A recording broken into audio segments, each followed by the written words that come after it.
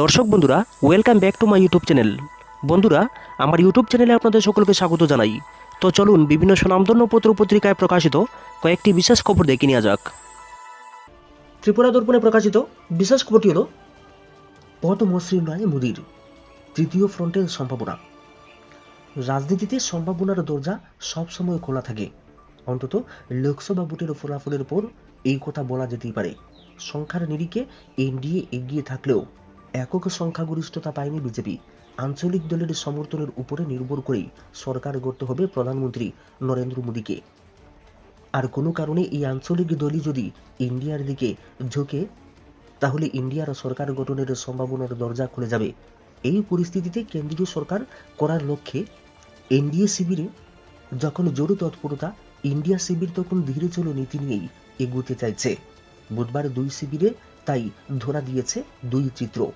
এনডিএর বৈঠকে তড়িঘড়ি নরেন্দ্র মোদীকে এনডিএর নেতা নির্বাচিত করে সরকার গঠনের দাবি জানানোর তোড়জোড় শুরু হয়েছে। শনিবার শপথ নেওয়া হতে পারে বলে খবরও ছড়িয়ে দেওয়া হয়েছে।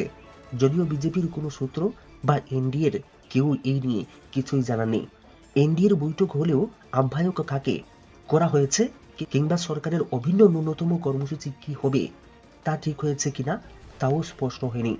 আজ সন্ধ্যায় এনডিএর প্রতিনিধি দল রাষ্ট্রপতির কাছে সরকার গঠনের দাবি জানাবে বলেও প্রচার ছিল, কিন্তু সেটাও হয়নি।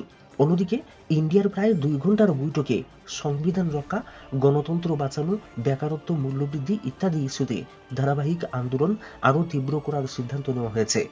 সংবিধান রক্ষার লক্ষ্যে সমস্ত ধর্মনিরপেক্ষ দলগুলিকে এক জায়গায় আসার আহ্বান জানানো হয়েছে।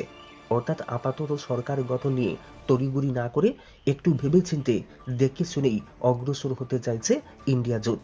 তৃতীয় বিকল্পের সম্ভাবনাও খোলা রেখেছে কংগ্রেস। যদি অন্যান্য আঞ্চলিক দলগুলিও ইন্ডিয়া শিবিরে আসে এবং সংখ্যাগরিষ্ঠতা পাওয়া যায়, তবে তৃতীয় ফ্রন্টের সরকার গঠন করতে পারে আঞ্চলিক দলগুলি। কংগ্রেস সেই সরকারকে সমর্থন দিয়ে যাবে। অর্থাৎ আপাতত কংগ্রেস সরকার গঠনের বদলে মোদী সরকারকে সরানোর কাজেই সবচেয়ে বেশি জোর দিচ্ছে। আর তৃতীয় ফ্রন্টের সরকার গড়ার প্রশ্নে নীতিশ কুমার এবং চন্দ্রবাবু নাইডু এগিয়ে আসতে পারেন, কেননা একই সময়ে দুইজনই তৃতীয় ফ্রন্ট গড়ার পক্ষে সওয়াল করেছিলেন। অন্যদিকে তৃতীয়বারের জন্য সরকার গঠন প্রধানমন্ত্রী নরেন্দ্র মোদীর জন্যও সহজ হচ্ছে না, তাও বুধবার স্পষ্ট হয়ে গিয়েছে। একক সংখ্যাগরিষ্ঠতা এবার পায়নি বিজেপি। 272-এর সীমায় পৌঁছানোর আগে 240-এ থেমে গিয়েছে বিজেপি। এবার তাই নরেন্দ্র মোদীকে সরকার চালানোর জন্য নির্ভর করতে হবে শরিক দলগুলির উপরে। 2014 বা 2019-এ এই বাধ্যবাধকতা ছিল না তার। শরিকদের সমর্থন ছাড়াই সরকার গঠনের মতো অবস্থায় ছিল বিজেপি। এবার সেই নিরঙ্কুশ সমর্থন আসেনি, তাই ফের জোট শরিকদের গুরুত্ব বেড়েছে। বিশেষ করে 16 আসনে জেতা টিডিপি এবং 12 আসনে জেতা জেডিইউকে সঙ্গে না রাখলে সরকার গঠনই সম্ভব নয় বিজেপির পক্ষে। কাজেই শরিক দলগুলিও দরদাম করার মতো জায়গায় এসে গিয়েছে। বুধবার বিকেলে এনডিএর শরিকদের এক সভা হয়েছে। এই সভায় শরিকরা কে কি দাবি জানিয়েছেন তা জানা যায়নি, গোপন রাখা হয়েছে এনডিএর পক্ষ থেকে। বৈঠকে এনডিএ শরিকরা জোটের নেতৃত্বে বিজেপিকেই বেছে নিয়েছে। প্রধানমন্ত্রী হিসেবেও তাদের পছন্দ নরেন্দ্র মোদী। বার্তা দিয়েছেন তারা এনডিএ জোটেই থাকবেন।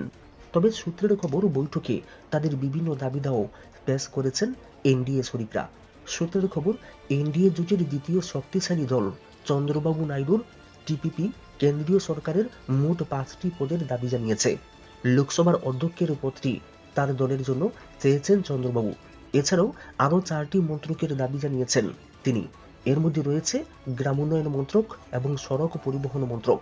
পাশাপাশি আরও 2টি দপ্তরের প্রতিমন্ত্রীর পদ দাবি করেছেন তিনি। এই চাপ দেওয়ার রাজনীতি শুধু চন্দ্রবাবু নাইডুই করছেন না।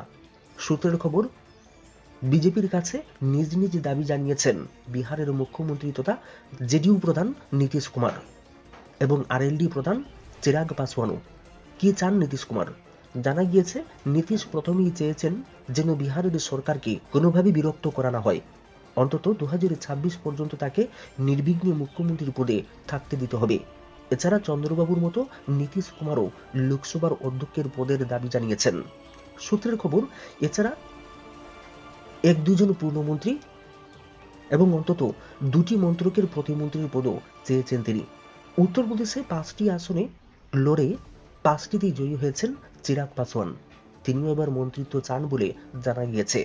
এখনো পর্যন্ত 3 দলই এনডিএতে থাকার প্রতিশ্রুতি দিয়েছেন।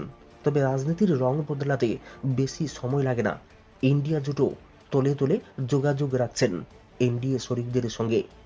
এই দলগুলিকে এনডিএ থেকে ভাঙিয়ে ইন্ডিয়াতে সামিল করতে আগ্রহী তারা। তার জন্য ইন্ডিয়ার দিক থেকেও প্রচেষ্টা চলছে। শেষ পর্যন্ত কি হয় সেটাই দেখার। আরো বড় জয়ের অপেক্ষায় দেশের মানুষ, বিরোধী নেতা। এইবারের নির্বাচনে সমস্ত ধরনের প্রতিবন্ধকতা মোকাবেলা করে দেশের মানুষ সংবিধান ও গণতন্ত্র রক্ষায় যে ভূমিকা পালন করেছেন তা দেশের গণতান্ত্রিক ইতিহাসে বহু বছর লিখিত থাকবে। জনগণের এই রায় উজ্জ্বল হয়ে থাকবে। বুধবার লোকসভা নির্বাচনের ফলাফল প্রসঙ্গে এই মন্তব্য করেছেন রাজ্যের বিরোধী দলনেতা ও সিপিআইএম এর রাজ্য সম্পাদক জিতেন্দ্র চৌধুরী। তিনি আরো বলেছেন, ঘোষিত ফলাফল অনুযায়ী এনডিএ কেন্দ্রে সরকার করা উচিত। তবে গত 10 বছরে নরেন্দ্র মোদী একনায়কতন্ত্র চালিয়েছিলেন, তার সম্ভব হবে না। নরেন্দ্র মোদীকে এখন গণতন্ত্রের পাঠ নিতে হবে। এইবারের নির্বাচনে এটাই সবচেয়ে বড় পাওনা বলেও মন্তব্য করেছেন তিনি। অষ্টাদশ লোকসভা নির্বাচনে ফলাফলে এনডিএ জোট 292টি আসন পেয়েছেন। ইন্ডিয়া জোটের দখলে গিয়েছে 294টি আসন। ফলাফল ঘোষণার পর গোটা দেশ জুড়েই চলছে এখন সরকার গঠন নিয়ে জোরদার চর্চা। একইভাবে চলছে ভোটের এই ফলাফল নিয়ে রাজনৈতিক দলগুলির নেতৃত্বদের মধ্যে বিচার বিশ্লেষণ। এদিন জিতেন্দ্র চৌধুরী এই ফলাফলকে দেশের সংবিধান রক্ষা ও গণতন্ত্র পুনরুদ্ধারের প্রথম ধাপ বলে মন্তব্য করে আত্মবিশ্বাসের সঙ্গে তিনি বলেছেন, আগামী দিনে আরো বড় জয়ের জন্য দেশ অপেক্ষা করছে। শাসক দল নির্বাচনের আগে বলেছিল 400 পার, ফলাফলে 300 পার হয়নি বলে মন্তব্য করেছেন তিনি। তারা বলেছিলেন একাই 370, সেই জায়গায় বিজেপি পেয়েছে 240। শাসক দল সমস্ত সাংবিধানিক প্রতিষ্ঠান, ইডি, সিবিআই, ইনকাম ট্যাক্স ও অগণিত কালো টাকা ব্যবহার করে এই ফল করতে পেরেছে। এটা তাদের নৈতিক পরাজয় তো বটেই, সংখ্যাতত্ত্বের দিক থেকেও বিজেপির বিশাল পরাজয় হয়েছে। এটা দেশের জনগণ ও গণতন্ত্রের বিশাল জয় বলেই অভিহিত করেছেন তিনি। ফলাফলে দেশের মানুষের ইচ্ছা ও আকাঙ্ক্ষার প্রতিফলন এই রাজ্যে ইন্ডিয়া জোট ঘটাতে পারেনি বলে স্বীকার করে তিনি বলেছেন, গত 6 বছর ধরে এই রাজ্যে ফ্যাসিস্ট সুলভ আক্রমণ চলছে বিরোধী দলগুলির উপরে। রাজ্যের সমস্ত বিরোধীরা একত্রিত হলেও তা মোকাবেলা করা যায়নি। তবে রাজ্যের সংখ্যাগরিষ্ঠ মানুষ বিজেপির বিরুদ্ধে এবং অন্যদিকে গণতন্ত্র সংবিধানের পক্ষে। আগামী দিনে এই দুর্বলতাগুলিকে খুঁজে বের করে চিহ্নিত করে লড়াইকে এগিয়ে নিয়ে যাবেন বলেও মন্তব্য করেছেন তিনি। সরকারের ভবিষ্যতে ঠিক করতে পারে 17 সাংসদ। লোকসভা নির্বাচনের ফলাফল ঘোষণা হয়েছে মঙ্গলবার। কোনো দলই এবার একক সংখ্যাগরিষ্ঠতা পায়নি। বিজেপি নেতৃত্বাধীন জোট এনডিএ পেয়েছে 292টি আসন, আর ইন্ডিয়া জোট পেয়েছেন 234টি আসন। এমন পরিস্থিতিতে এখন সবার চোখ বিহারের মুখ্যমন্ত্রী নীতিশ কুমার এবং টিডিপি প্রধান চন্দ্রবাবু নাইডুর দিকে। কারণ নীতিশের জেডিইউ পেয়েছে 12টি আসন এবং টিডিপি পেয়েছে 16টি আসন।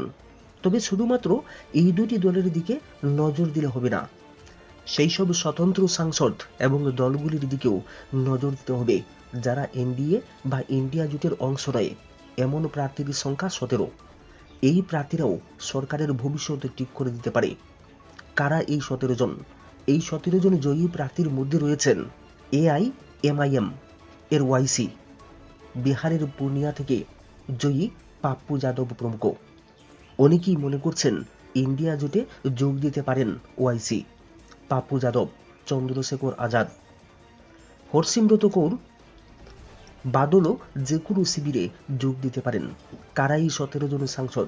পাপ্পু যাদব নির্দল, আসাদুদ্দিন ওয়াইসি এআইএমআইএম, চন্দ্রশেখর আজাদ আজাদ সমাজ পার্টি, সবরজিৎ সিং খালসা নির্দল, অমৃতপাল সিং নির্দল, বিশাল পাতিল নির্দল, ইঞ্জিনিয়ার রশিদ নির্দল, প্যাটেল উমেশ ভাই নির্দল, মোহাম্মদ হানিফা নির্দল, Ricky Andrew people's party, Richard Vanlalhmangaiha Zoram people's movement, Harsimrat Kaur Badal Shiromani Akali Dal, Peddireddy ভেঙ্করা মিদুর Reddy.